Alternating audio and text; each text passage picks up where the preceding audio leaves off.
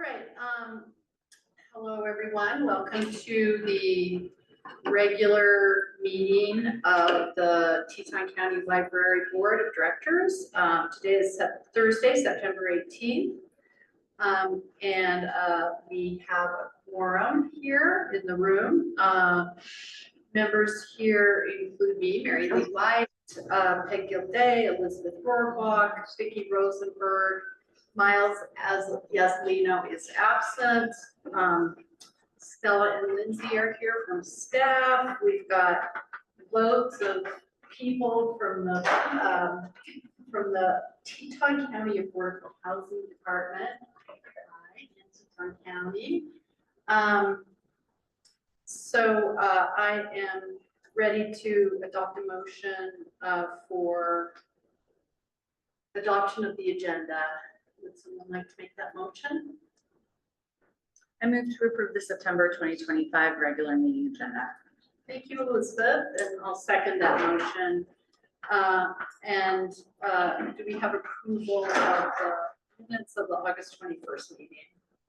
Would someone like to make that motion? Oh yeah, we were kind of slow. I'll move if you're willing to, without reading the show, or do you want to do it at the next meeting? No, we can do it. Well, I will make the motion that we approve the minutes of the August 21st regular meeting. And I'll second that. All in favor? I guess we forgot to vote on the agenda motion. We did the agenda, we didn't do the call. You're good. All right. So our very first thing is we're going to hear from the public housing, affordable housing department. So April, would you come just bring a chair? Yeah, you can just stand here and we can. Okay, I'll stand. Oh, and you Can I come sit? get a May I chair. sit? Get a chair, please. I just would like to note that we don't have any correspondence that I'm aware of. Oh, thank you, Stella. Right. And no public comment. No public comment that I'm aware of, although there is 2 people online. I don't know if you want to ask. They are with us, Shannon Cox Baker, Allison, and Andy are part of the Penrose team. So Okay. I asked them to join us today. And Thank you for Diana joining Eden us. is And then us. there's somebody who's got their AI going, taking notes. Okay. So I'll state my name for the record, April Horton, the director of the Jackson County Housing Department.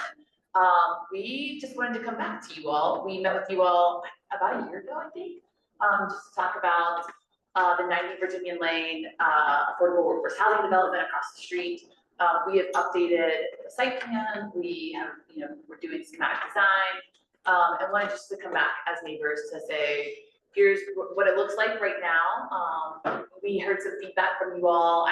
The things that stick out to me are you all were worried about having a full 4th story along Virginian and making that feel like a tunnel-y, I think. We'll talk about what the buildings look like along Virginian. I think Andy and Allison will talk about that. We talked about the entrances to the development and how they would interact with the entrances over here, and how the flow of library patrons, if it would affect them or not. And I think one thing we want to talk about in full transparency is we are not required to provide guest parking as part of this development. I am very concerned about guest parking and how it could or could not affect the library. And so we want to have just a conversation with you all about that. I asked Charlotte Fry, Dr. Fry, to join us today. She's the regional transportation coordinator, manager, I'm sorry, for Teton County and the town of Jackson. She has some ideas on ways we can sort of mitigate or handle the any overflow parking effects over here. So we want to talk about that because we want to be good neighbors and see if there's an opportunity going forward to just get in front of it. With that, I will hand it over to, I think, Andy or Allison, maybe Allison, I don't know, one of you architects, to maybe share your screen and show us, walk us through where we are today, unless there are questions right now. And if there are, we can answer them before we jump in. Okay, great. Hi, everyone. I'm Andy Rockmore. Um, I would love to show you all what we've been working on, but Shannon, do you have any opening comments, or would you like me to just jump right in? Well, I think it might be helpful just to, I'm Shannon Cox Baker. I'm with Penrose, so the development partner with the town and county for 90 Virginia. And, as you all know, we've been working on this development opportunity for well over a year and a half, I think going on 2 years now. And we're finally completed our schematic design phase of the project, which is, I would say we're probably about a third of the way through the design. And this is a really kind of good stopping point where we start to get some really technical information from the engineers, and things are really starting from a site planning perspective to settle out. We're getting some really good cost data, and thought this would be a really great opportunity to check in with you all, because we are quickly advancing past just kind of that initial concept phase, and things are starting to really kind of anchor in. So yeah, so with that, I'll let Andy share with you where we are, and then we look forward to any questions you have. Thank you, Shannon. Thank you. Let me share my screen. Can you all see an image on the screen? Wonderful. Great. As Shannon and April said, we've been doing a lot of research and understanding. We all know that what the baseline objective is to provide housing, but how the community, the neighborhood, the town has been so forthright in that it is absolutely more than that. It is to provide a place of community, of connection, of integration in a way that contributes to the neighborhoods around it and retains the existing character, which you all love so much, and which we love. So this opening image, this is actually one of our first images that displayed what we believe is a unique and distinguishing characteristic of this project, and that is the shared open space. And certainly that was a key part of why you all selected us, and what we continue to develop and drive. But in the last, as we've continued to develop, it's become so much more, and we've looked for so many more opportunities to strengthen that idea. When we were here in late August, we walked the site with electeds and showed just the general configuration of how the buildings arrange themselves in order to create that community. And what you see here is just the yellow buildings represent the for rent structures, and the orange to the south along Snow King are more of the for sale. We walked the entrances to really get a feel of the scale and the shape of the buildings. We stood by the existing restroom building and said, okay. And April walked up to the north and raised her arms and said, I'm now at the other end of the building. And it was a really great way for us all to be on site and looking both big picture and at some details of how this all could work and will work together. We talked at length about the housing, which is, like I said, pretty simple, right? It's a mix of a lot of 1 beds, 2 beds, and 3 beds. But you all have incredibly impactful livability standards, which we love. And you've really paid attention, the Housing Authority has really paid attention to the way that people actually live. And one defining characteristic, I think, that really influences these residences and maybe keeps them unique is the abundancy of storage throughout. And I'll get into a little bit of that in more detail. But really, I probably clicked too soon. We are still at 2/3 of the project will be for rent, 1/3 will be for sale. It's a combination, as you can kind of see in this diagram. It's really what appear to be almost 6 structures are really 4 structures. So building 1 here on my cursor, and then these 2 are actually connected. I'll show you how they're connected here. Building 2 along Virginian Building 3 is a standalone for sale building, and then Building 4 is also um, a connected building. So the open space still driving the project, the way that people communicate, they share ideas, they meet each other. We've placed things like bike storage boxes rather than in a basement or in a parking garage, neither of which we have. We're putting them front and center because that's where people connect. That's the mode of transit that we believe people will use more often than vehicles. When you do a project like this, you're allowing people to live where they work. And that changes the whole it allows for a change in the typical mobility equation. So like I said, we predict that most people will walk and ride, and therefore we're pulling those out to be primary elements in this little neighborhood here. And an abundance of open space at the edges. So the site affords a great sensitivity to its context. And actually placing things like we always have parking along the electrical facility over here, that just makes good sense, we believe. Allow for a separation both from noise, from visual connections to that area. And then on the north, the allowance for a future connection to Carnes Meadow and it's more of a pedestrian path at this point that will also provide some snow storage in the winter until it connects later to Carnes Meadow. Moving forward, we've always been so focused when you build a connected community, the way that it connects and touches other areas around the site is critical. So these show yellow and pedestrian routes throughout the site, green bicycle routes, and blue vehicular. So hyper connected, as many ways that is all different modes can both see visually and physically get throughout the site. One of the key things I mentioned right in the beginning, that this high value of community that you all have and what makes your town so special.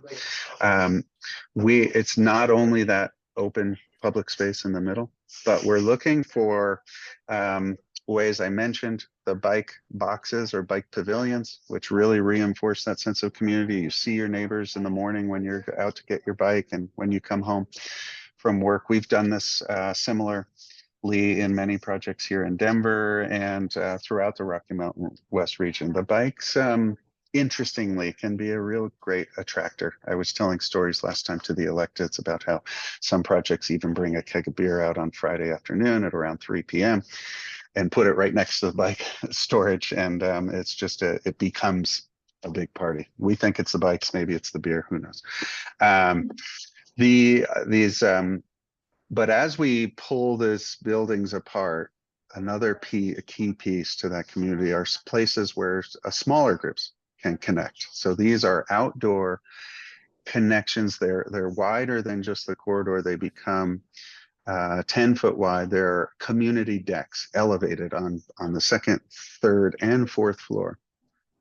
And they shift in planes to allow a lot of daylight and air through, because we really think the porosity, and you think the porosity is important, that we don't end up with very long facades on Virginia.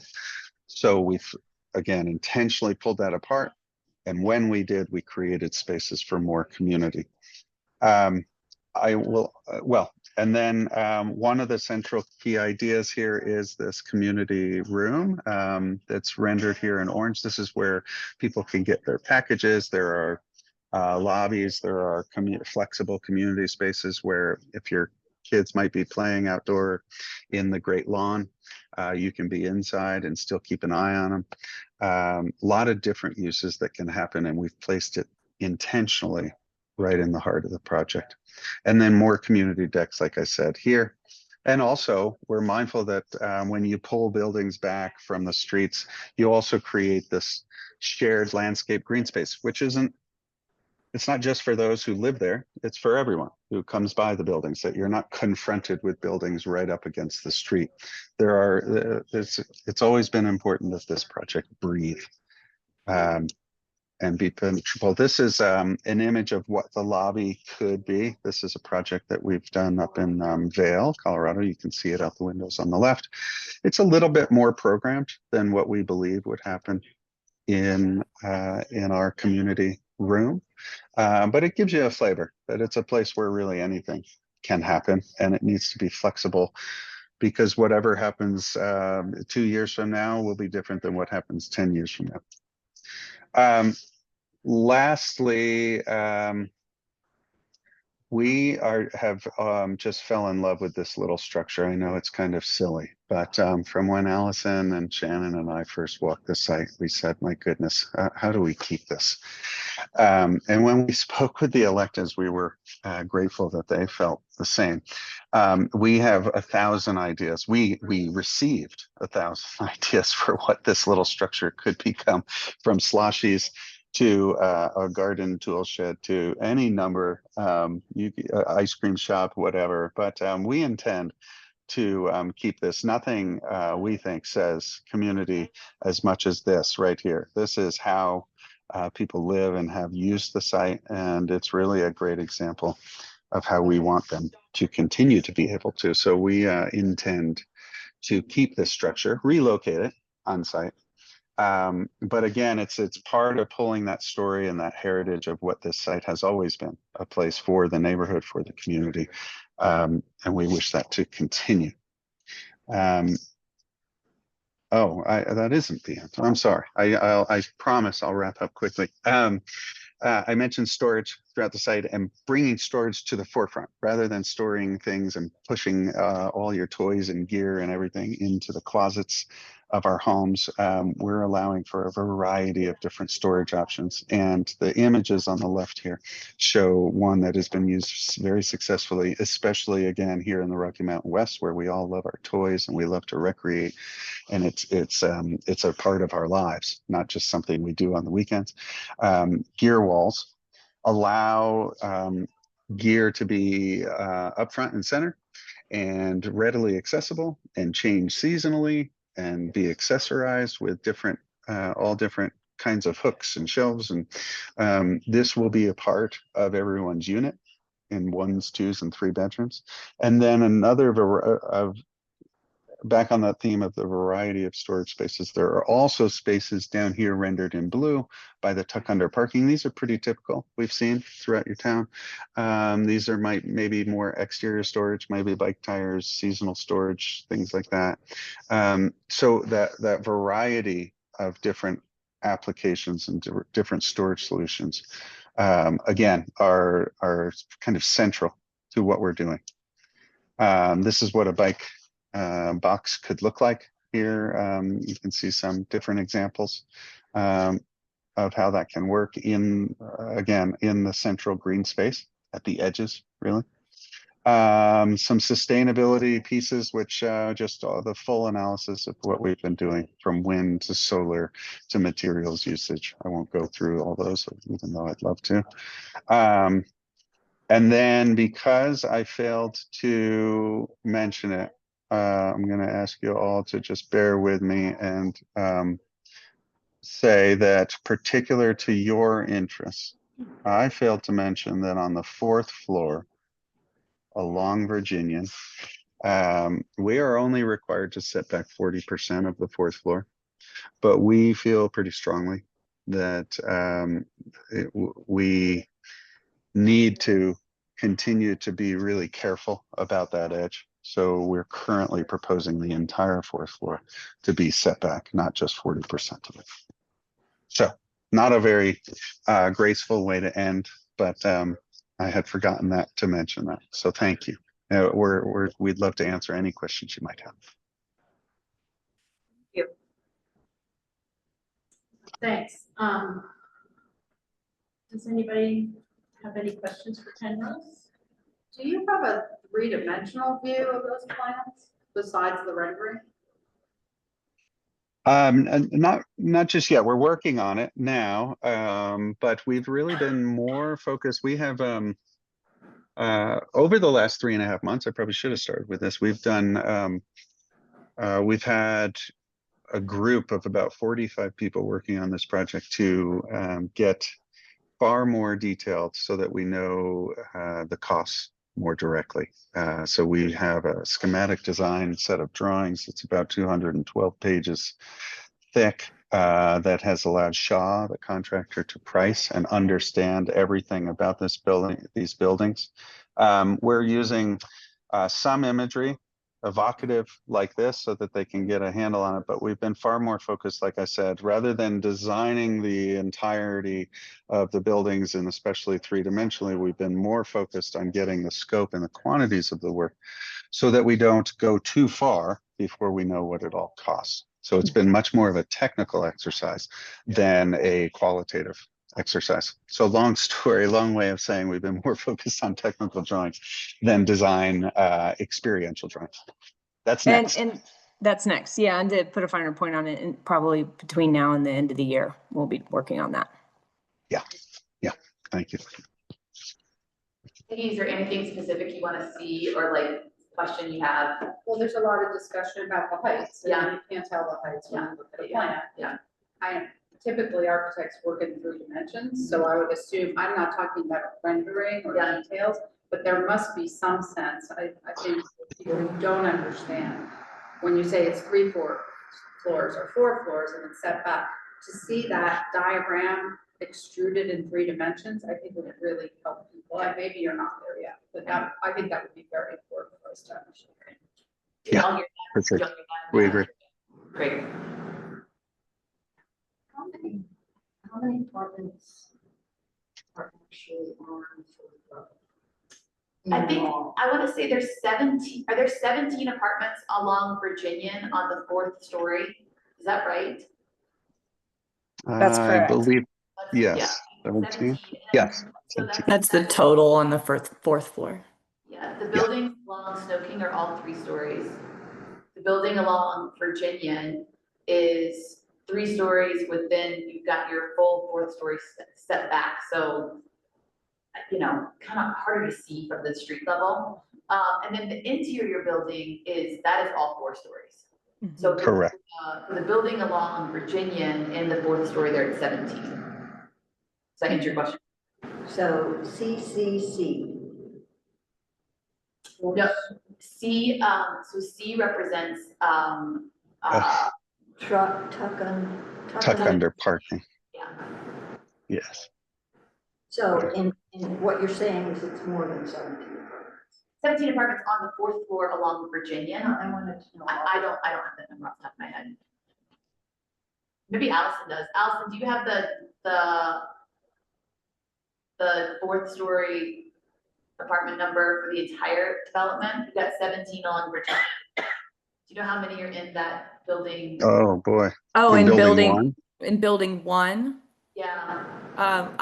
I don't off the top of my head, but I can look. Just a second. I know there are 17 on the 4th floor of building 2 along Virginian, and maybe if I kind of highlight it, oh wow, I'm drawing a squiggly line, but what it is a step back. So this portion here, is where we step back the building, and then it makes that 4th floor much less visible from the ground level. The question is about all of the apartments on the 4th story for the whole. Yeah.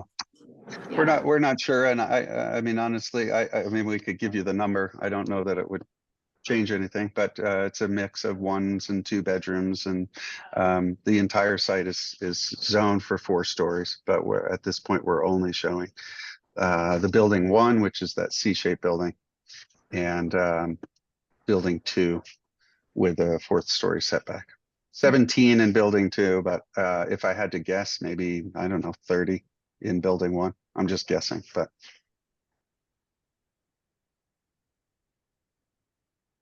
I have a question.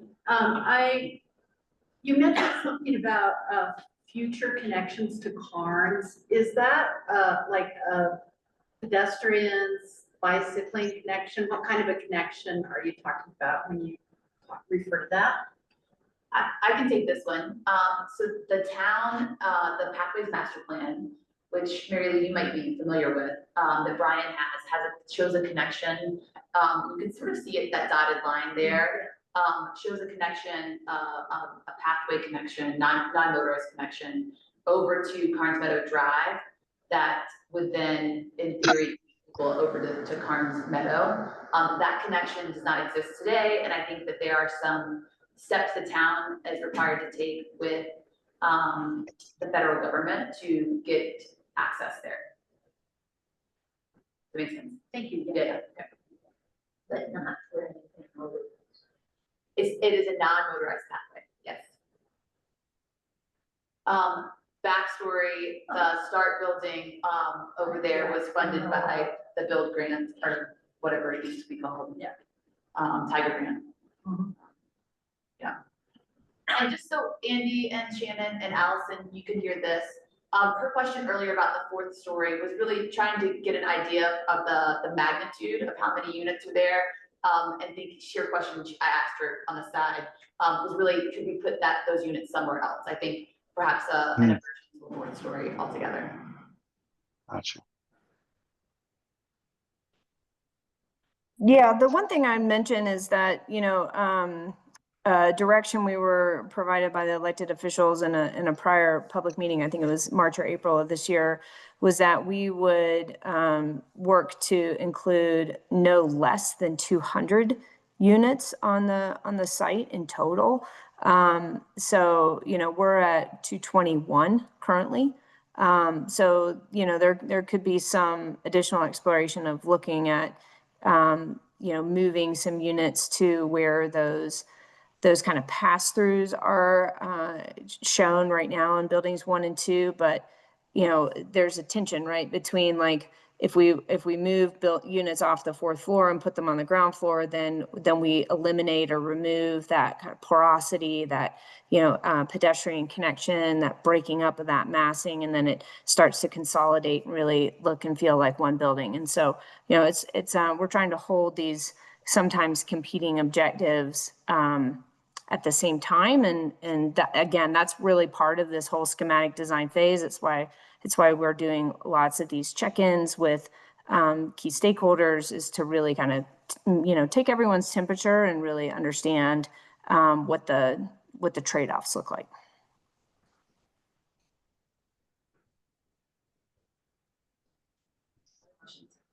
Any other questions? May I ask a question?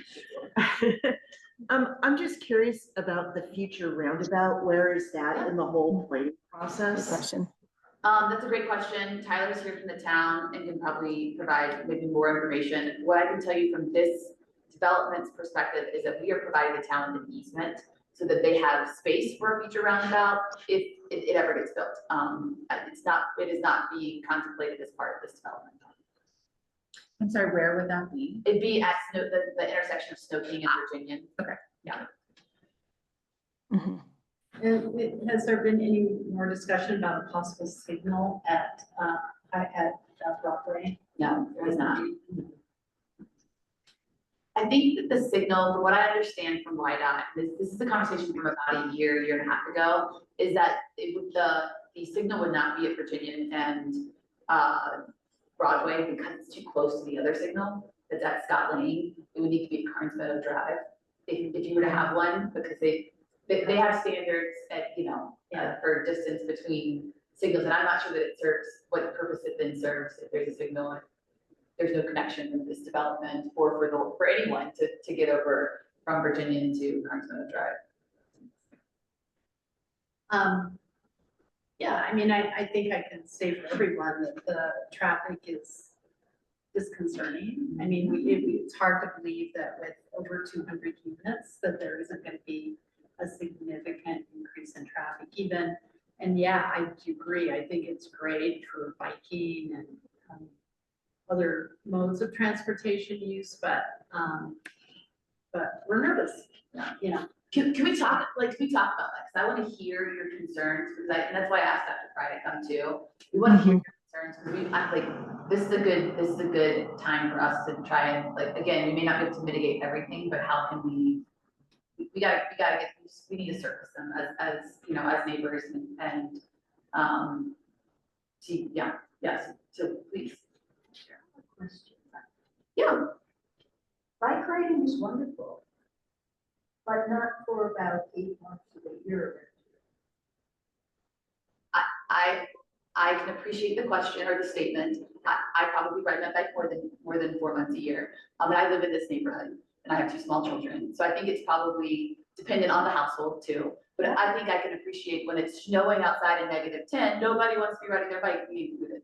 I totally understand that. I think that's why, again, we're trying to lean into mass transit as well. And the fact that this is, again, I would just use myself as an example. I live in this neighborhood. I walked here. I live across the street in Stacy Lane, and I walk to work a lot in the wintertime. You know, and so, you know, again, thinking about this may not be a place for everyone, because there may be people who have to drive their car, and this isn't a great spot for them. But for other folks, it might be a good spot for them. I mean, I think, again, every development isn't for every person in the valley, and we see that in our developments. We have Jackson Street Apartments. It's parked 1-to-1, so you get 1 parking space per apartment over there, whether you have a 1-bedroom, a 2-bedroom, or a 3-bedroom. There are people who turn those down because they say, we have 2 cars, this doesn't work for us. There are plenty of people who say, this will work for us, we only have 1 car, or we don't have any cars. You know, we try to build different things for different folks, just because my household's different from Elizabeth's household, different from Mary Lee's household, and just trying to meet folks where they are. If I can jump into April, you know, we're working with a third-party firm who exclusively works on transportation-related issues, and so they are doing currently underway more of a parking study and even going a bit further into like a parking management plan. So we've got a lot going on here on this site. We've got surface parking, we've got tuck under parking. That's very obviously, you know, those spaces are very close to specific units. But we've got surface parking that could be, you know, a little bit further away from some of the units. And then we also have tandem spaces where that F is noted on the plan. And so none of those things are unique to Jackson. You've got all of those parking conditions and various different types of developments around town. But we're really getting very, very specific right now about how does this work? You know, how do we ensure that there is at least 1 space per unit available? That's, you know, kind of objective 1. And then for any space that's over and above 1 space per unit, how do we allocate those spaces? Are they, you know, bundled with the unit? Are they unbundled? Are they free? Do we charge for them? And then obviously the third piece is like the prioritization, right? How do we prioritize those more valuable spaces, which are likely the tuck under spaces? How do we also prioritize the tandem spaces? You know, again, having 2 spaces per unit, that only in a tandem condition only works for 1 household. You wouldn't want to share that. So just to kind of give you a little bit of a look under the hood, so to speak, that's really where our work is right now. And we're working with April and with Charlotte too on the TDM strategies, you know, the car sharing, the bike parking, the bike storage, where does that all go?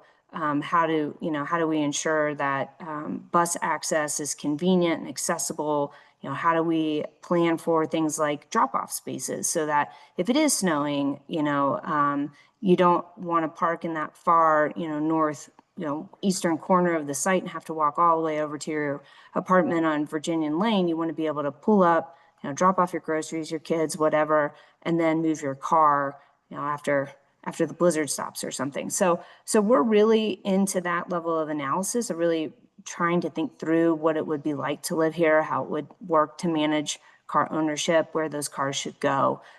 So that's, you know, that's happening. And we're, you know, very attuned to the fact that traffic is a big concern, but also parking management.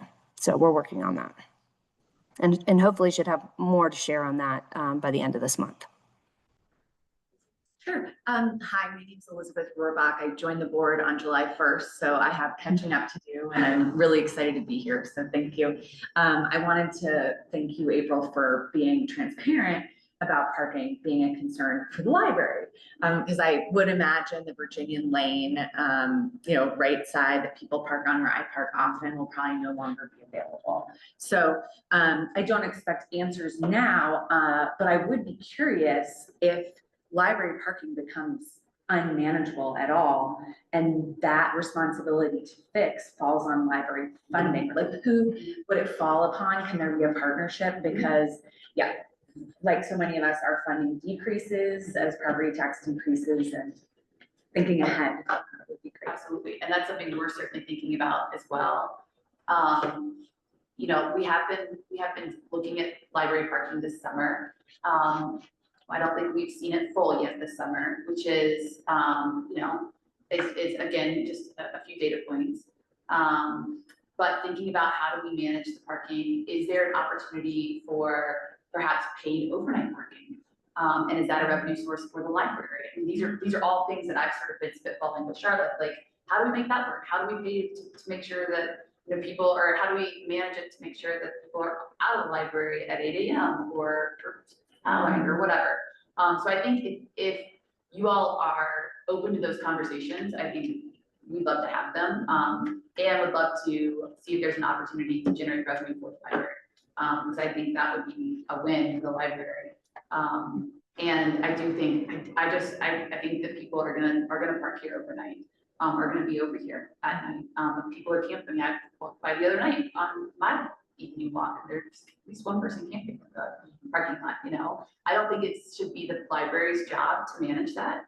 And I think that we would love to sort of think about a partnership on particularly overnight parking. Thank you. I'm absolutely open to conversation. Yeah. I have a few questions, thoughts. Is it anticipated that because of the traffic, I know you're saying the traffic's not increased, but it's not increased from peak demand. So we all put up with a few months of the summer of peak, and we're saying that might happen year round. Is that my understanding? No, that is not what the traffic impact study said. But I'm happy to share it with you. Okay, I think this group will probably have some questions about that, and that relates to Virginia Lane and the safety of Virginia Lane. And is it anticipated that those well-used spaces along Virginia Lane will go away? That would be a question I would have. And then I also, it's just a thought, bike storage, like you said, over 3 or 4 months, I think it needs to be, if you are trying to encourage people to use their bikes most of the year, it probably needs to be more enclosed. We've heard that. That has been a very consistent comment from those pictures. So Nothing yeah, worse than snowy totally bike seats. good. Yep. So those are my couple of thoughts. Yeah. Yeah, that's definitely been a consistent feedback with that immediate reaction from people. But the traffic one is still not, I'm still not quite up. Yeah. And I know what a study can say a lot of things, but if the study is saying it's 2% more from our peak, this thing is empty a lot of the year.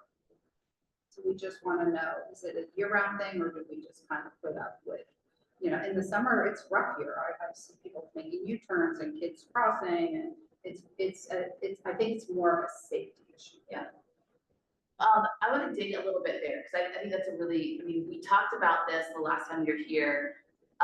Some really clear, like crosswalks, like we talked about public art, we kind of had a meandering conversation, but thinking about that safety piece, I think that's really important. I know the activity bus for the schools, parks pulls in, it comes south though, that my kids ride that bus sometimes, it comes south, so they're not crossing the road to get to the library, but if they're getting out and crossing to get over to the Virginian, let's say they live there, if the bus is there, that's one thing. If they go into the library and then decide to cross later, that's, I think, where certainly my mind goes, just knowing that my kids probably half the time look both ways, right? And so thinking about how do we get a safe crossing there, for sure. Especially if there are a lot of cars parked. I think that it starts to affect your line of sight too. So we'll note that, and I think that's something that the development team has been thinking about as well. That it's scary. It is just, I mean, there are no other options. To access the library, to access the development, you have to go on Virginia Lane.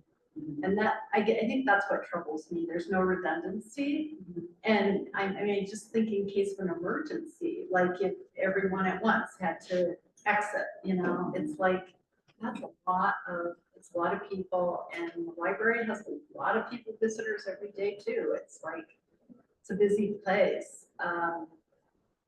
That is, and I understand that options are limited there. But that's really what I guess bothers me the most. And the people coming to the library often don't have the option of coming by alternative means. We did get the bike stop. It does appear to be restored. I mean, the bus stop on Virginia Lane at the library is being restored on new routes, which is, we worked hard to make sure that happened too. I mean, that's helpful, but for people coming from far out in the county to the library, that's the only option. So Mary Lee, I wanna again dig to make sure I'm hearing the concern. It's that there's gonna be, is it that there will be too much traffic for them to get in the library, or no place for them to park? It's more the traffic. Yeah, just congestion, just a feeling, like even sometimes gridlock. I mean, that I'm a little worried about just being able to get in and out. Is there a way to add an entry of Snowden? So the RFP, and this was from the elected officials, said no entry off of Snow King. And one of the reasons for that was for bike safety. That's one of our main bikeways. And so as part of this project, we're improving, we're getting rid of the bollards there. There's a separated bike track, there's a separated additional path, like walking path, sidewalk. And then there's a landscaping strip before you get to the actual road. So adding another curb cut is a safety concern. So the RFP actually said they prohibited a curb cut from Snow King, which is why you've got the two curb cuts on Virginia Lane. We looked at another access point on the west side, or the east side, over at Carnes Meadow Drive, but ran into the access challenge that I think the pathway has right now too, with the Tiger Grant funding and the FTA. And nobody wants to challenge. It is, I think the town manager's here, you can ask him. I think it's highly unlikely they would approve it. I think it is physical constraints to elevation change from this site and Carnes, so. We explored it for a few months, but came to the conclusion that the thought of getting a particular access point from this site through the just wasn't likely at all. Yeah, so there's a security concern at start. Having people driving through the Tiger Grant required at start have like secure entrance and exit, and that can challenge. Well, I'm just wondering where it jigs over to the east. We're showing the pathway right now. No, I'm looking at the road, Okay. just straight across from there. So people could turn onto Carnes and then go in that way. And that could be security. Yeah. With if they need that kind of security. Yes, I certainly walked the site with the START director, and at the time he was pretty adamant that was not allowed. Funny thing is that I see a lot of people using Carnes to get from Broadway to Snowfield. Well, I think you can use. So I think you can use the road. I think the concern was the actual contained site where START is. but that isn't where START is. START is actually to the north, right there. So that's the substation, and then right to the north is the START site. It's No. hard to see. No, go down. Where you going?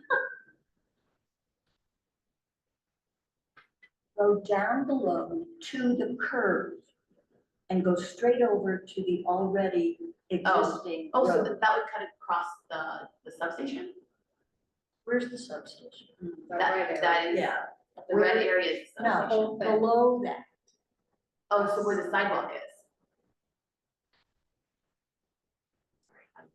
Not trying to.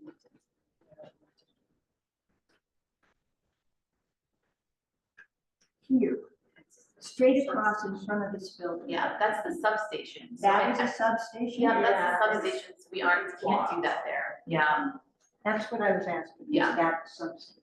Yes. yes, the whole red area is the substation. Okay, any more questions? Just if there's another opportunity to walk the space, Yeah. if it's happening, Yeah. I'd love to know about it and join. Absolutely, happy to walk any of y'all out there. And again, I mean, overall, I think I'm maybe speaking on behalf of myself, you know, for myself, maybe a little bit more, we have concerns, but overall, we know this is going forward and we're, you know, happy, we can see that it could be a good collaboration between the library and new people living in our neighborhood and, so all in all, we give you our blessings and, you know, future, success. But let's keep talking about, and we just want to make sure that we continue to have conversation as it slowly develops and, that we address issues that arise. There are always solutions, right? There are always solutions, there are opportunities.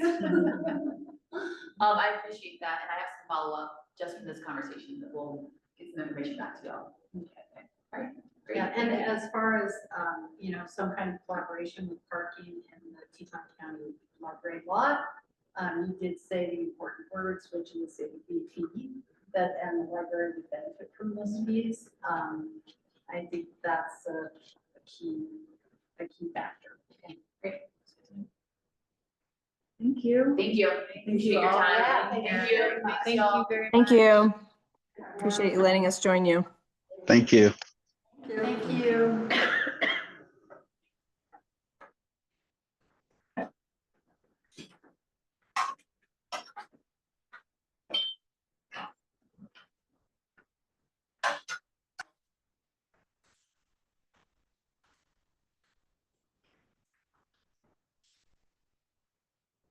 Okay, so we really, so it, go ahead with the financial information and reports. Time to look at, and that's not the library's fault. So let's, go ahead and fill us in on that. Thank you. So as of 5 p.m. last night, the county reports were still not released. In August, I mentioned that the treasurer's reports were not released, and I think that was due to the auditing process possibly. But in August, there were the expenditure reports released by the county clerk's office. And within those reports, I was able to gather the revenue information.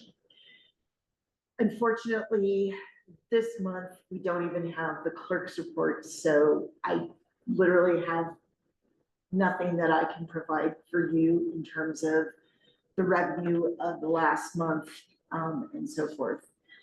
We did have the warrant register, which I don't know if you got to look through, but that at least did provide the information about the vouchers that we did, that were approved last month. It is my understanding that the auditors are currently here in the county, so I'm just making an assumption that perhaps that is why we didn't get any of the reports weren't released. However, I can't say that is the reason, but that's just my thinking as to why we don't have those reports. Certainly, as soon as they are released, I will email those to you, but I don't know when they will be released. Mary Lee and I had a brief phone call yesterday, and it was, well, maybe we could discuss this at the October meeting. However, the October meeting is a voucher meeting. So in essence, financials probably won't be discussed until the November meeting. So that's just where we're at the moment. Again, that is out of my hands. But I did have some other information that I included on my report that I wanted to share with you all.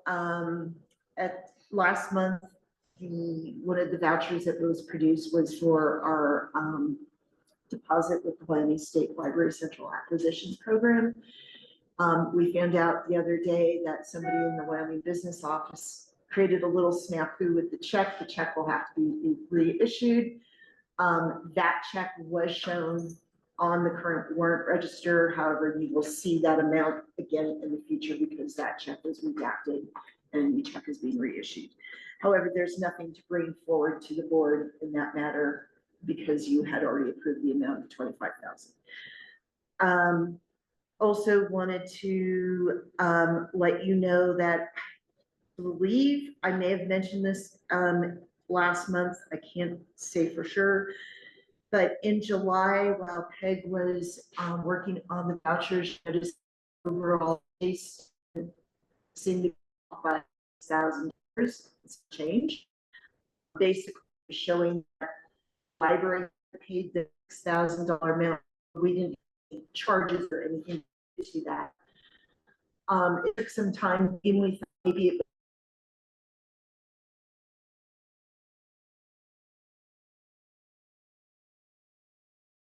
that we were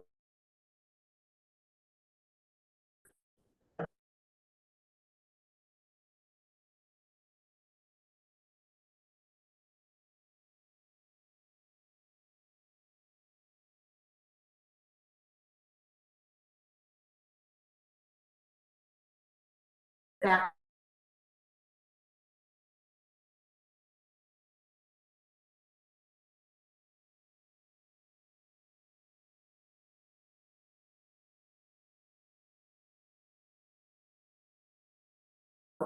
at the clerk's office, they only saw the top voucher.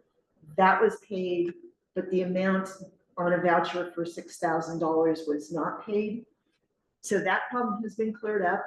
And the treasurer's office, even though it was after we, in theory, could not post anything else to fiscal 25, the treasurer's office, because it was an error within departments, they did post that to fiscal 25, which is great. So that didn't then impact us in the current fiscal year by being off by 6,000. So that problem has now been rectified and cleared up as part of making sure that that doesn't happen again.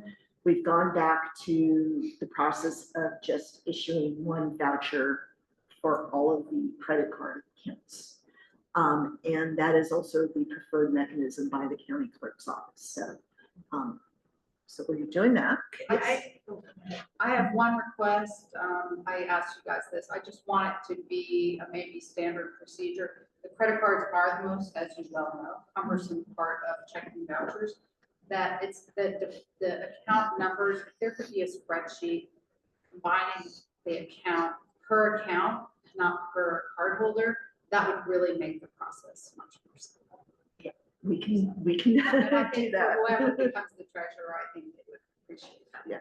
And just for clarity there, is that because, my question, when you review the credit card charges, you see the See specifics? everyone, what account it is. Great. There's several different account numbers, several different card holders. So it is a kind of a, you can look at it 5 different ways. So whatever makes that a little smoother. And then if you need to check back, it's easier. Thank you, and great. I mean, we've been off by like 2 cents and it takes us, a half day to figure out it's 2 cents off. You know what I mean? Anything that can help streamline that, that is the most cumbersome voucher in the system. And I agree. So we definitely can do that. Still, I just wanted I'm curious to know why you why you switched from having the single voucher going to individual vouchers for each card holder. I don't remember. We did that back when we had First Interstate. I don't know, Lindsay, do you recall why we went back to doing the individual? I can't off the top of my head. I heard that whoever was reviewing the vouchers thought that it was easier that way. Maybe I'm misremembering, but that's what I'm thinking. I wouldn't have said that. I write them separately. Okay, but just, I thought maybe you wanted, provided more information that you needed to, you know. There's so if many there's- moving parts to it, both Yeah. changing the cards was one, avoiding late fees, timing, there are like so many, and then different card holders. Then all the payments on the card holders go on Kip's card, and, you know, it's just a very complex, so I actually think the way that it's done right now is great, other than, I think it's just having that quick spreadsheet to have control. But I do think it's getting there, it seems smooth. And as I was mentioning, it is preferred by the clerk's office, so we also want to be mindful of the work that they're doing over there, so in terms of processing our payments. Yeah. And I will say there are a couple of us, primarily myself, our IT administrator, Chemo, and our facilities maintenance coordinator, Rick. I would say there are some standard charges that the three of us have every month on our credit card. So there is some regular vendors that we see for the three of us. But then with all the other card holders, it could be training, it's just a variety of things. So that's Chase. And then I'll just make a quick mention. The contract for our Pitney Bowes postage machine is up in December. Excuse me, I don't know what's happening to my voice. A couple of years ago, Lindsay did some research on other postage options. We're taking a look at that document that she did to see what other options might be available. I've also reached out to a couple of other libraries in the state that I know that they do passport processing, because one of the things is when we started doing passport processing, that greatly changed our mailing that we do every day, 5 days a week. We have to send out passport applications via email. So I talked to or reached out to a couple of libraries that do the process passports to see what they're doing. I've also reached out to the county. I haven't heard back from the county clerk's office, because it's my understanding that basically all the mail goes through their office. However, I'm going to be going over there today to take the vouchers. So, but where I'm kind of landing at this point is it's looking like, just due to the volume of the passport applications that we have, and also the volume of outgoing interlibrary loan packages, I think we're going to find that we're probably going to stick with Pitney Bowes. However, that's not 100% certain yet. So depending upon what that price point is, that may be something that I need to bring to you all for approval in November. So, but I haven't. Yeah, thank you. Yeah, so that's just forthcoming. And then I'd like to end on a very happy note. Regarding the heat pump that was approved from the board to be purchased using library capital reserve funds. Eric Kimball, the county sustainability coordinator, took this request to the commissioners the other day to see if we could use EMP funds to help pay for the heat pump. And the BCC did approve up to $15,610 of the expenditure to be paid for by EMP funds. So basically, we might wind up with a few $100s here or there that the library expense. So that's my report. Thank you. So, one question, is there any kind of hybrid thing that we could do to review the financials before November? Like, is it possible that our very capable treasurer could go over some of the reports that we're not able to see today, and on behalf of the board, so that she could bring a recommendation to the November board meeting, so we don't get really bogged down in November with a bunch of financials. It's the county. We can't get the reports. No, I know, but I'm saying when they're available, that then Peggy could review them rather than just waiting until November. We could do that, and I can also, when they do become released, I can also maybe send you like a summary. Yeah, Yeah. And then, of course, because They are cumulative, whatever report is released in November for, assuming there'll be one for October, that would actually show you where we are year to date. Yeah, so yeah. I mean, the reports can be sent to us, the financials can be sent to us. If we have questions, we can forward them to Peggy, and then Peggy can ask those questions when she comes into vouchers, and then we'll, rather than just waiting. until- Yeah. We're talking about 2 months are coming, like when they come, So, or will it be 3? so, Right, could be 3 by November. as, so in August, there was not the treasurer's reports, but that revenue information I took from a more detailed clerk's report. So you did have the report month ending July 30th, 31st. So what we're lacking now would be the reports for month ending August. Depending upon when that's released, it could be months ending August, months ending September. Again, just depending upon when that gets released. And in, yeah, and in So- November. No, we're talking about October. Yeah, they were time. It's sometimes easier actually to look at 3 months in a row than go, you know what I mean? Yeah. So I don't know, it doesn't affect our decision-making or our responsibilities. It's If we don't just- have the reports, it's just trying to stay on top of it. So, Yeah, I mean, I'm happy to look at them, but I think I don't know that we won't even make this decision till we know when we're gonna get the And term. I don't recall this happening last year. I'd have to go back and look. But I don't remember us not having anything. So, And we can give an update on that process at the voucher meeting. So maybe that would be a better time to decide how we want it. But I just think when the documents are available, the board should have access to Yes. them to review. Okay, the bylaws are such that you can't review anything but vouchers at the voucher. Meeting. It's not a financial meeting, it's only a voucher meeting, is that correct? Is there any reason why we couldn't tack that on? what I believe what could happen is you can't change the voucher meeting, but I think what you could do is then tack on a special meeting to that.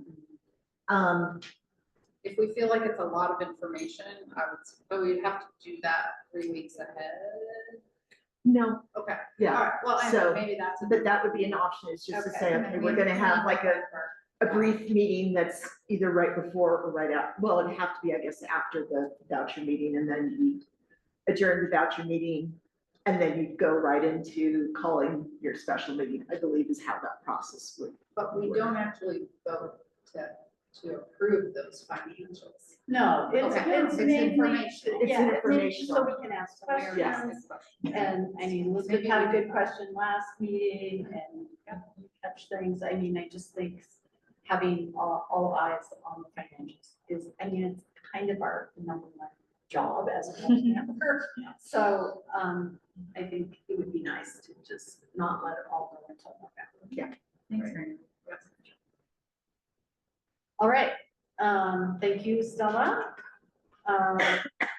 And so now we are going to consider the payment of library vouchers. And I will go ahead and make a motion. I move to approve the payment of library vouchers in the amount of $31,376.69. Second.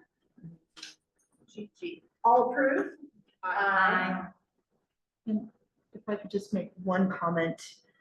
I noticed yesterday that somehow, at some point, we had started putting a line item for the warrant registers to be in this area of the payment of vouchers. And I noticed that's not on the agenda, so we will get that item back on the agenda, where it's just noted that we have the warrant register from the previous month. All right, and then we got Kip's report. Did anybody have the chance to review Kip's report? I did. I have a question. Okay. And this can be offline, but having joined recently, don't know much about the office, space planning needs and therefore how it's adjust impacting the staff. And so just maybe offline, I could learn a bit more about it because. Yeah, I had a conversation with Kip about that, and I can talk to you Thank about it after the meeting. Yeah. But it's, yeah, impactful. he's giving, it's happening, people are moving, yeah, and it is impactful to the impact on staff. Mhm. And, so, yeah, let's talk about that. Thank you. Elizabeth, just to let you know, Peg, Kip and I were on a committee with the architects for space planning. Right. One of the things that's going to happen that will be beneficial to the community is once we do the staff moves, we're going to gain another meeting space, which is where our current facilities are at. So that will be a gain of a meeting space for the public. Okay, thank you. Right. I have one more. Oh, I'm sorry. Do you have another question, Peg? Or, I don't know if more theoretical is the way to put it, but I love reading these updates. And I realize though that I don't really know who anyone is when it says so-and-so did this and so-and-so did that. And I've been on the website to try to see at least like photos to compare who is who. And I just wonder if something like that exists or if there's a way in the past where the board has done anything with the staff just to kind of do that. I try to introduce myself to people when I'm in here, but if there's anything more formal. I think that's how we introduce yourself when you're here. And, Right. And we have been having, staff come and give us, reports about the work that they're doing for the library. So that's a really good way. I really, really appreciate those. So I hope that maybe, you can let Kip know, Stella, that they are really beneficial to us because we really learn who staff members are and, what they do. And I did make a recommendation, when they were collecting input for the website design, because one of our primary concerns here is staff and how staff are faring in the interest of not losing staff because they're so valuable. I suggested that perhaps the website could be a place where they would have a highlight of staff members so that they become more personable to the public when people come into the library. It's like, oh, there's so-and-so, she has a corgi, like like that kind of personal connection. So I don't know if that comment got paid any attention to, but I did make the comment. So I love that. just some way that people feel like they're connecting with a friend when they come into the library, as opposed to a busy worker. Thank you. And that connected to me also for the head of the library in Alta. I've been meaning to get over there and I haven't been able to. I emailed her, I haven't heard back. So I'd just be curious if she's ever over here. I would love to come by and introduce myself. So Eva does try to come over for our Tuesday leadership meetings.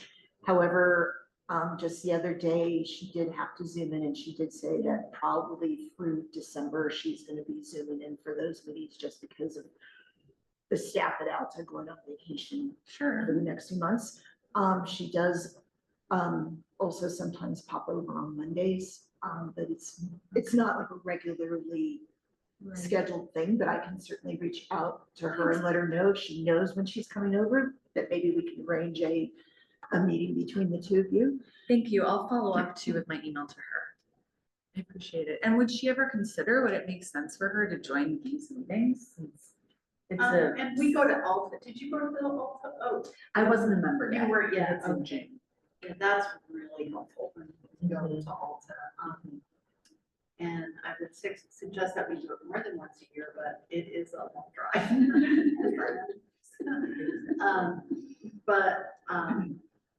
Yeah, and yeah, I just think continuing to have regular reports from staff members is really helpful. And then just making sure, like Vicky said, that when you're in the library, say hello, and thank you, and all that sort of thing. Thank you. And attend the volunteer appreciation. Do staff come to the volunteer? Maybe not so much. So So, how do I say, so there's another volunteer appreciation that we've had, where we've tried to encourage staff to pop in and say hi and, you know, to the volunteers that are here. As far as, I don't want to jump into your report as far as the upcoming. Yeah. We are Volunteer. definitely invited, they're definitely invited to attend. I think it's tough sometimes because it's after hours for them, it's their time Yes. off, and Yeah. it's tough, but, they definitely are invited. Joe knows that as a volunteer coordinator, I've talked to Kip about it. Because our volunteers would love to meet them and get to know them better. Last thing was Miles wrote that he wasn't going to make today, but he did bring up he was disappointed that we lost the rec center passes, and I just didn't know if there was an update. I didn't. I think he's on the rec center board. I don't know where it came from. That's all. I was just curious. I do know that Kip has talked to the, Tyler, who is the new director over there, about how popular the rec center passes were, that they were actually our most popular pass that we offer. I know that Tyler, I guess, told Kip that there's some things that Tyler needs to work out, and so I don't know.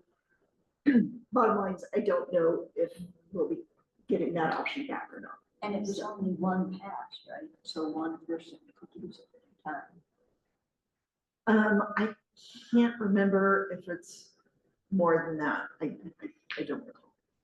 Was it associated with? I don't think it's associated with your library. is it? No. Well, the passes are associated with the card. Yeah, I would think. Yeah. With our library. Yeah, You have- when you use the, we're trying to use a different term now. Traditionally, we called them museum passes, but that's part of the process is that when you get those, it's via your library card. So that if anything goes wrong, you have, you know, who's responsible, like if there's something. You have to know who's got it, right? Another time, who's using it, keeping track of it. Do we keep track of how many times? There, you might, yeah, you do. There's a software that is used where somebody can go on and request, like, I want the zoo pass or Museum of the Big Horn, whatever, the rec center pass. So there's a software. So within that software, Kip has the administrative privileges to that software. So I'm sure that he can see what the different uses are. And then certainly staff are also aware, like when people come and ask, like, oh, I wanted a zoo pass or so forth. So, because some of them they're physical passes that you get, like a card or whatever, so. Yeah. Okay. All right, any other questions? If not, we'll move on to Diana's.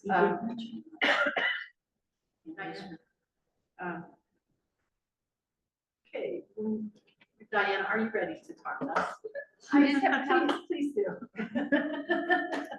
I just have a couple of updates, really, and it was really all in my report. I just wanted to be able to, in person, say thank you so much for your participation this year with Old Bills.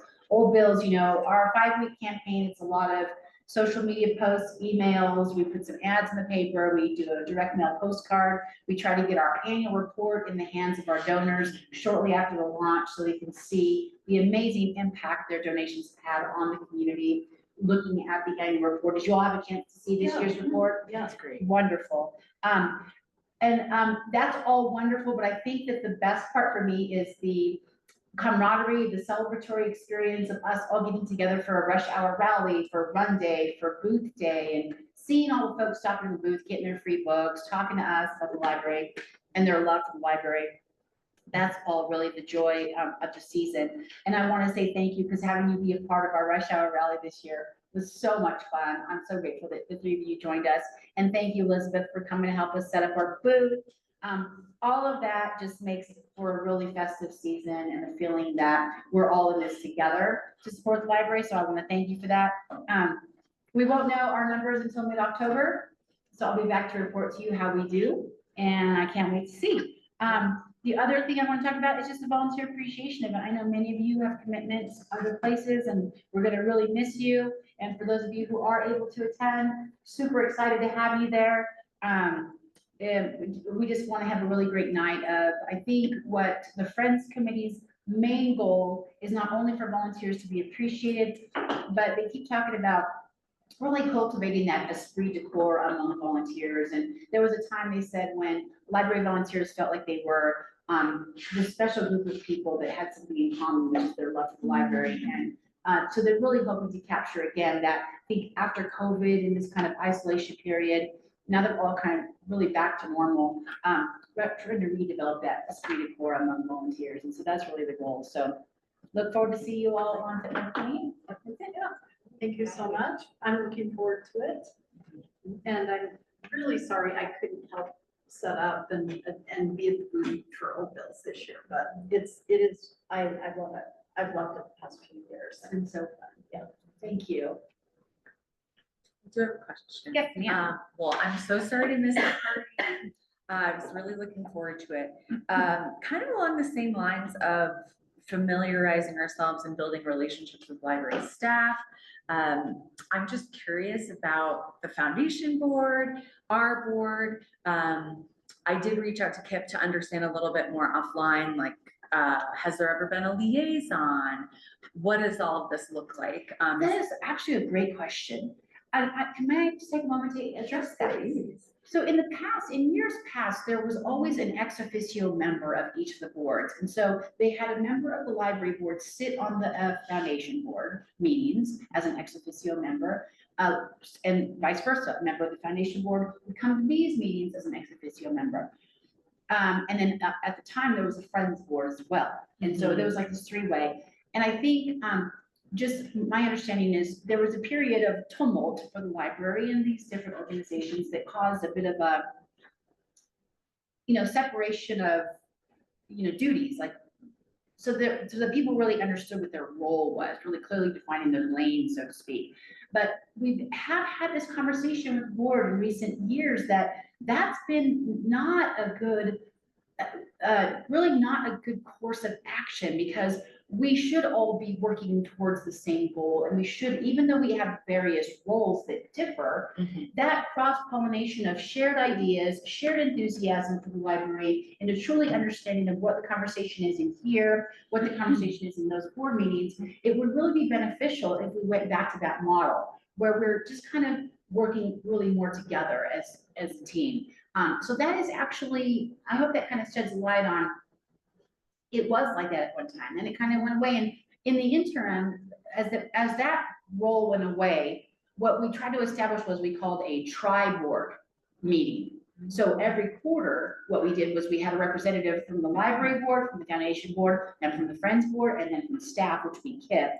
The four of us would get together quarterly to sit down and have this non-formal, candid conversation,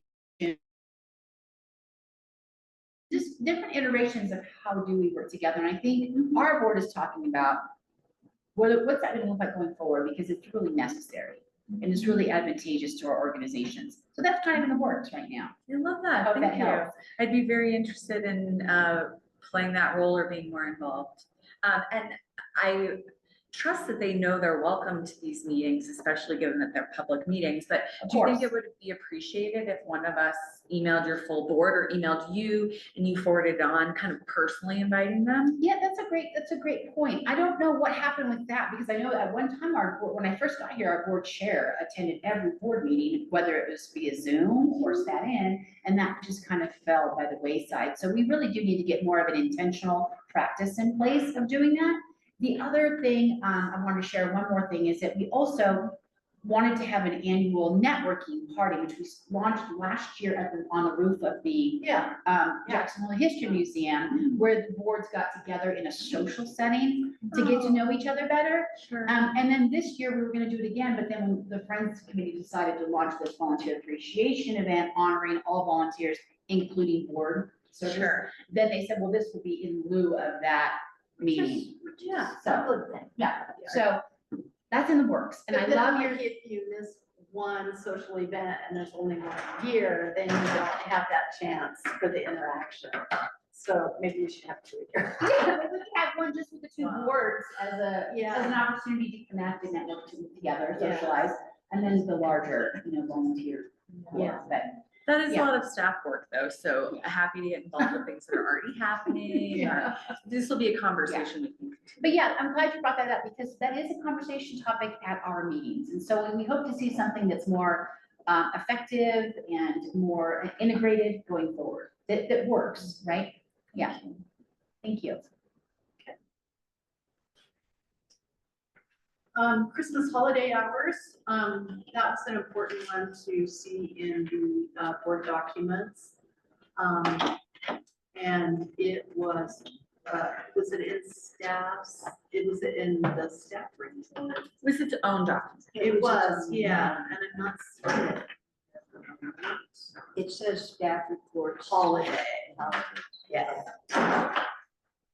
So is everybody familiar with what this is about? Yes.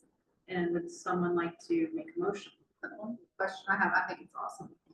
Why not? Yeah, Absolutely. I mean, I really deserve to meet anybody here on Wednesday, 20. I just really want, maybe just keep track of it, because if this comes up again when the holidays fall in a weird way, it just seems that it could be quiet. So, yeah, it's open until, but like Kip said, sometimes those are the best times to work because nobody's here too, so. But yeah, I think it's a good point.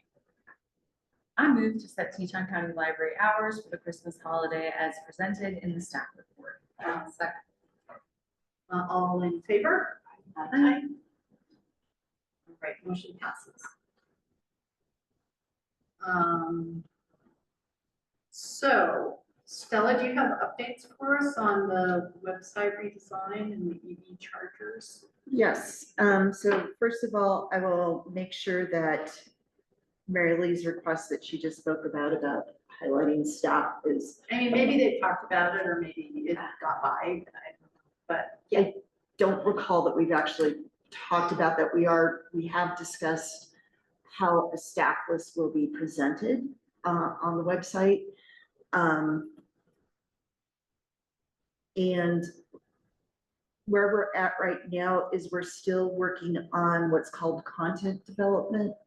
So really taking a look at existing pages, web pages, seeing what we want to change, seeing what we want to keep, condensing information as needed. We've discussed like color schematics, and most recently this week, we actually saw like a prototype of what the home page would look like, a prototype of what our children's page would look like. So there's some redesigning that we decided we wanted to do there as well. But the project is moving along. We are at a point of not just the web committee working on content, but now bringing in different staff as needed to help provide content on various web pages. So it's moving along. This phase of the project is due to be through probably mid-October. And then at that point, part of the service that we are working with Library Market is that then they will actually start really building out the new website for us. So, so we're actively working on it. And my other comment was about how that I really can't find out on the current website when coffee is available at the library. And I did read that, very exciting, that was in Kip's report about the possibility of expanding coffee and maybe enlarging the offering at the coffee shop. And as they were giving the Virginian development report, I'm thinking, wow, this could be a great place for Virginian residents to pick up their coffee in the morning on the way to work. So how that'll work with parking and traffic, I don't know. But anyway, that is exciting, and I'm sure that is going to be, that's been thought about for the. So in terms of the hours for Snake River, one of the reasons why even when the signage that they recently did, they didn't put the hours is because the difficulties they've had in terms of staffing the coffee cart. Because Diana's more intimately aware, there have been days where there's nobody staffing it. So we've been hesitant to put any sort of hours because then we don't want to disappoint the community if they come here expecting it. And they already come, certain folks are already accustomed to come here and expect to get their coffee. And then when it's closed, we sometimes hear that feedback. That leads to a I question. will, I'd like to, may I comment on that? I did have the privilege of meeting with Kip and Mackie about the plans for the expansion. And I think, yes, exactly right. They've had a lot of challenges with the cart, but it's also the nature of the cart. It's incredibly casual. It's not a comprehensive setup. And they've had trouble staffing it. And so I think Mackie, who is the owner of Snake River and Jacksonville Outpost, when he envisions expansion, it'll become more of a substantial branch of Snake River Cafe, the Broadway location, more of a substantial branch to where they will have a more consistent schedule, almost like a little coffee shop inside the library. It's what the vision is for that. Yeah. So they're working on it. They're working on a plan and talking to Kip about, obviously there's a lot of discussion about what will the county allow and, a build out inside the lobby that's more substantial, that will entail a little bit of construction and things that. Kind of gets into our spaces. Correct. I issue. have a question about the finances of that, because I love it. I think this is so wonderful. And is that something the foundation's contributing to? Where does that come from? Because in a way, we're their landlord. Yeah. How does it? How it currently worked was that the coffee cart was a foundation project. And the reason is because otherwise we had already talked to Snake River about potentially coming in, and it being a project of ours, didn't require an RFP by the library, and we were just simply investing in the cart. We invested $8,000 in the infrastructure, in the cart itself, as a gift, as an amenity we wanted to add for patrons based on the feedback they got through the strategic plan. And then Snake River's investment was all of the supplies to create it, the coffee machine, staff, and all of that. So it was, and then the agreement was that we were going to allow it for a 6-month wrap-up period for them to get established. Then after the 6 month, 10% of net profit would go back to the foundation friends to support library. So as far as if they're going to do this expand and build out, it's so early in the stage. There's no talk about who's going to cover expenses. What does the potential profit share look like? None of that's been even broached yet. Okay. Well, thank you so much You're for the addition, and I'm Yeah. glad that there's something going back to you all. So far, not yet, because it hasn't happened. Unfortunately. Right. Yeah. But we think it could happen. Yeah, it might happen sooner if the hours were on the website. If there was some consistency of service and staffing. Yeah, it's the tail chasing the dog kind of thing. Okay, well, I'm sure we'll get that all worked out. EV chargers. So I actually don't have really any update from last month. It was my understanding that our facilities maintenance coordinator, Rick, and Chris Moran, the facilities technician, were going to be meeting yesterday with Eric Kimball and Sean Remus. That meeting was changed to today because I was hoping that then I would have some information or updates to give you. It's my understanding that we don't yet have the deliverables. Those will be coming. I think that there were a few questions that Rick and Eric and Sean had for the engineering company. So that's basically, sorry, a non-update. We thought we'd have some more information, but we don't.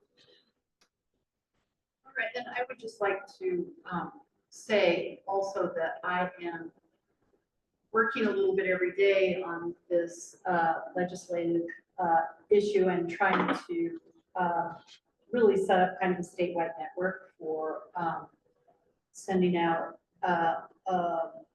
action alerts. It's so easy to sleep on these legislative issues because they're easy to forget about. And, but I do think the two issues, it's like a 1-2 punch at libraries with the, yeah, let's just call it a ban. I always try to say the name of the bill and I always, The obscenity one?